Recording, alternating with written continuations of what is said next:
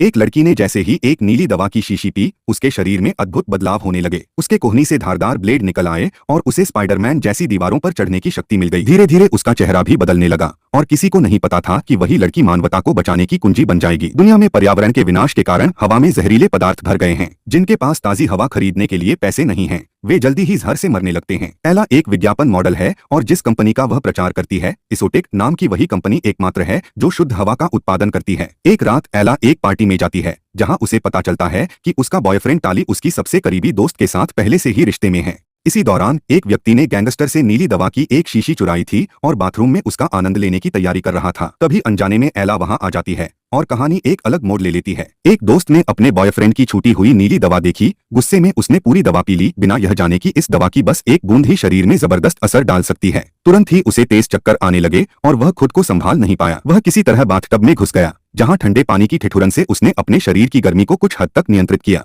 इसी बीच उसका दोस्त यह जानकर परेशान हो गया कि उसकी दवा गायब हो गई है। जब वह उठकर उसे ढूंढने जा ही रहा था, तभी उसका टकराव कुछ माफिया सदस्यों से हो गया। घबराकर वह बाथरूम की ओर भागा। ली ने सामने वाले से पिस्तौल छीन ली, लेकिन वह इतना डरपोक था कि गोली चलाने की हिम्मत नहीं कर सका। फैन न्यू ने उसे धक्का दिया। गिरोह के सदस्यों ने उसकी चोट पर पट्टी बांधी और वहां से निकल गए। पता नहीं कितनी देर बाद ली होश में आया। आयला लगातार छत पर छिपी रही। बाथरूम का दरवाजा पहले से ही अंदर से बंद था। परेशान और घबराई हुई आयला ने एक मुक्का मारा और सीधे दरवाजे को तोड़ दिया। गिरोह के सदस्य सीढ़ियों पर पहरा दे रहे थे, इसलिए वह किसी और रास्ते की तलाश में लग गई। आयला ने हेयर ड्रायर उठाया, बाथटब पर चढ़ी और ऊपर की बुलेट प्रूफ शीशे को जोर से तोड़ने लगी। उसने सोचा कि 2-3 बार मारने से शीशा टूट जाएगा, लेकिन इस भारी आवाज ने गिरोह के सदस्यों का ध्यान खींच लिया। छत पर पहुंचने के बाद आयला फुर्ती से ऊपर चढ़ गई, लेकिन टाली के लिए यह उतना आसान नहीं था। लारा ने अपने हाथों को हैरानी से देखा, मानो उसे स्पाइडरमैन की शक्तियां मिल गई हों। तभी उसका दोस्त फिसलकर नीचे गिर पड़ा। उसकी हालत अनिश्चित थी, लेकिन लारा ने बिना एक पल भी गवाए उसके पीछे छलांग लगा दी। सुरक्षित उतरने के बाद उसने ज्यादा समय बर्बाद किए बिना भागना शुरू कर दिया। वह एक बाड़ को पार कर ही रही थी कि अचानक एक गाड़ी उसके सामने आ गई। लारा अब और खुद को संभाल नहीं सकी और बेहोश होकर गिर पड़ी। संयोग से वहां मौजूद लोगों में से एक उसकी बहुत बड़ी प्रशंसक था। उसने तुरंत लारा को उठाया, उसे अपनी गाड़ी में रखा और तेजी से वहां से चला गया। अगले दिन सुबह लारा गहरी नींद में थी। उससे डरकर वहां से भाग गया। एला बाथरूम में आई और उसने देखा कि उसकी बाह पर अचानक कई घाव हो गए थे। जैसे ही उसने ध्यान केंद्रित किया, एक कांटा उसकी कोहनी से बाहर निकल आया। 2 दिनों में उसके शरीर में जो बदलाव हुए थे वे बहुत अजीब थे। उसने सोचा कि अस्पताल जाकर जांच कराना बेहतर होगा। जब उसने अपना मास्क उतारा और अपनी मिट्टी जैसी चेहरा दिखाया, तो डॉक्टर ने सोचा कि उसे कोई संक्रामक बीमारी हो गई है। अस्पताल के डॉक्टर ने तभी सुरक्षा गार्ड को बुलाकर उसे अलग करने के लिए कहा। वह घबराकर भागने लगा, लेकिन अस्पताल से अनजान होने के कारण वह जल्द ही एक बंद गली में फंस गया। लॉरा के ज्यादा दोस्त नहीं थे। मजबूरी में उसने अपनी उस सहेली से संपर्क किया जिसने उसे धोखा दिया था, लेकिन तभी लॉरा ने भय के साथ देखा कि उसकी त्वचा तेजी से सड़ने लगी है और यहाँ तक कि उसके नाखून भी झड़ने लगे हैं। परेशान एला ने कुछ खाना गर्म करने की कोशिश की, लेकिन हल्का सा जोर लगाते ही दरवाजे का हैंडल टूटकर उसके हाथ में आ गया। तभी फोन की घंटी बजी। दूसरी ओर एक आदमी ने कहा कि उसे एला के साथ हो रही हर चीज के बारे में पता है। अगर वह उससे मिलने को तैयार हो जाए तो वह उसकी मदद कर सकता है। एला के पास कोई विकल्प नहीं था और वह तय स्थान पर पहुंच गई। जैसे ही व्यक्ति ने उसकी पहचान की पुष्टि की, उसकी सबसे अच्छी दोस्त ने उसके फोन का पीछा किया। फिर उसे ठंड लग गई और वह भी उसके पीछे पीछे चली गई। पता नहीं कितना समय बीत चुका था, लेकिन जकड़ी हुई एला आखिरकार जाग गई। उसका शरीर तेजी से बदल रहा था। बस एक विचार आया और उसकी कलाई से एक नुकीला कांटा निकल आया, जिससे उसने रस्सी को काट दिया। लेकिन तभी एक तीव्र भूख ने उसे घेर लिया। उसने खतरे की परवाह किए बिना कांटे पर रखे कच्चे मांस को खाने लगी। इसी बीच आवाज सुनकर 2 लोग अंदर आ गए। जेम्स और रोज दोनों ही वैज्ञानिक थे जो लगातार इस पर शोध कर रहे थे कि कैसे मानव शरीर को इस नई हवा के अनुकूल पूरी तरह बदला जा सकता है। अगर वे सफल हो गए तो आखिरकार उसे संरक्षण के लिए माफिया में शामिल होना पड़ा। इसी दौरान पुलिस का एक दल वहां आ धमका और बिना कुछ कहे सुने एला को पकड़ लिया। लेकिन इससे पहले कि पुलिस कुछ समझ पाती, जिल वहां से निकल भागी। लैरा और रोज को गिरफ्तार कर जेल में डाल दिया गया। इस बीच लैरा के शरीर में बदलाव जारी था और उसकी कान की बनावट सड़कर गिर गई। इसी समय एक आदमी जेल के अंदर आया।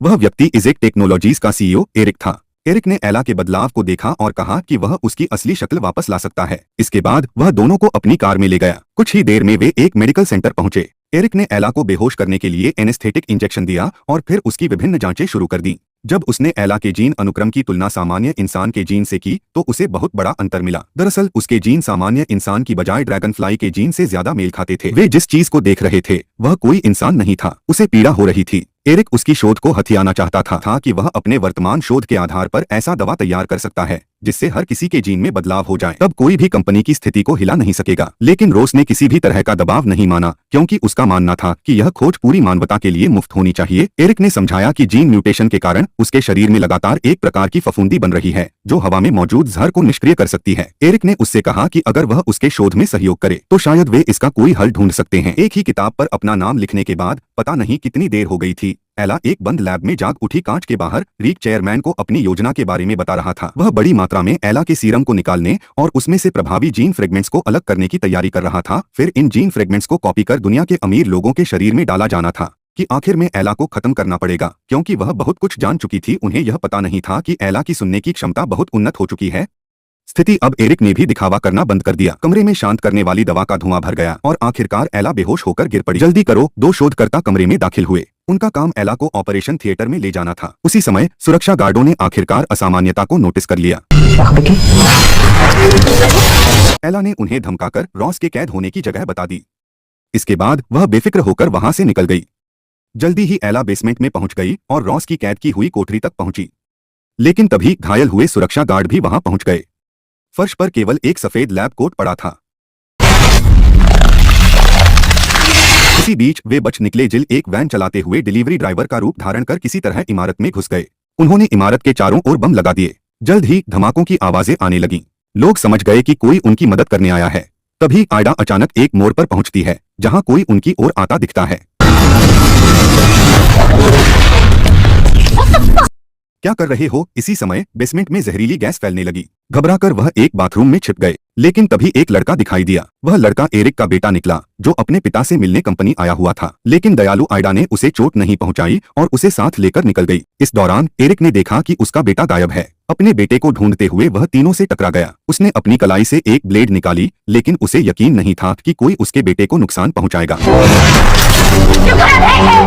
अगले ही पल रेलिंग पर चढ़कर एक छलांग लगाई। उसकी शारीरिक क्षमता इतनी अद्भुत थी कि उसने गुरुत्वाकर्षण को लगभग नकार दिया। सभी लोग मिलकर वैन में चढ़ गए। जबरदस्ती रास्ता साफ करके भागने की कोशिश कर रहे थे। तभी टायर को गोली लग गई और वैन पलट गई। वह मुश्किल से बाहर निकला। सुरक्षा दल ने उन्हें घेर लिया लेकिन वैन के अंदर आयला और रोस नहीं थे। इसी समय वह दौड़ते हुए रेलिंग के पास पहुंचा। उसने अपनी हड्डियों से निकलने वाले नुकीले ब्लेड से लोहे की तारों को काट डाला। यह इलाका कई किलोमीटर तक फैला हुआ था। इंसान पंख लगाकर भी उड़ नहीं सकता और अब केवल एक ही रास्ता बचा था। स्टीव ने बिना किसी झिझक के फैसला कर लिया क्योंकि आयरा की बहादुरी ने उसका दिल पूरी तरह से शांत कर दिया था। उसने बचे हुए औषधि उसे सौंप दी। शहर से बाहर निकलते ही रॉस ने पहले से अपने साथियों को मदद के लिए तैयार कर रखा था। इसके बाद आयरा छलांग लगाकर नीचे कूद गई। ज्यादा समय नहीं बीता था कि एरिक अपने साथियों के साथ वहां पहुंच गया। उन्होंने रॉस को चारों तरफ से घेर लिया। घटना के अंत में आयरा ने ड्रैगन फ्लाई के पंख विकसित कर लिए। उसने रॉस द्वारा बताए गए साथियों को भी खोज लिया। मानव जाति के विकास का एक नया अध्याय शुरू होने जा रहा था।